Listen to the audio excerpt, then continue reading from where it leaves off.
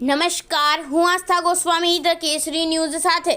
મુંબઈના ઘાટકોપરમાં વરસાદ અને વાવાઝોડાના કારણે હોર્ડિંગ ધરાશાયી થતાં 14ના મોત, 70થી વધુ હોસ્પિટલમાં દાખલ. આજે પીએમ મોદી વારાણસીથી ઉમેદવારી પત્ર ભરશે.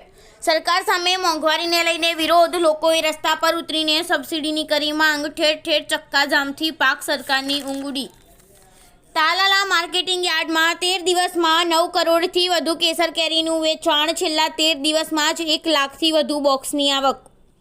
અમદાવાદ ટ્રાફિક પોલીસની સહાયનીય કામગીરી. વંટોળ સાથે પ્રાટકેલા માવઠાથી શહેરમાં 12 ઝાડ ઘારાશાયી. પોલીસ કર્મીઓએ ઝાડ હટાવી રસ્તો ક્લિયર કર્યો. પ્રિયદર્શનની હોરર કોમેડી ફિલ્મમાં અક્ષય કુમાર સાથે જામશે આલિયા ભટ્ટ. ડિસેમ્બરમાં શરૂ થશે શૂટિંગ. ધોરાજીમાં યુવકે માતાજીની મંજૂરી માંગી જીવન ટૂંકાવ્યું. મંદિરમાંથી કટાર ઉઠાવી પેટમાં મારી આપઘાત કર્યો. રાજકોટથી મુંબઈ જતી ઇન્ડિગોની ફ્લાઇટ રદ થતાં એરપોર્ટ પર મુસાફરોનો હોબાળો.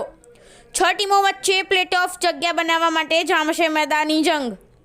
20 દિવસથી લાપતા ગુરુચરણસિંહની આર્થિક સ્થિતિ અંગે પિતાને જાણ ન હતી. તારક મહેતા કા ઉલ્ટા ચશ્મા સેટ પર પહોંચી પોલીસ. બજરંગી ભાઈજાનની મુન્ની હીરામંડીની આલમઝેબ બની.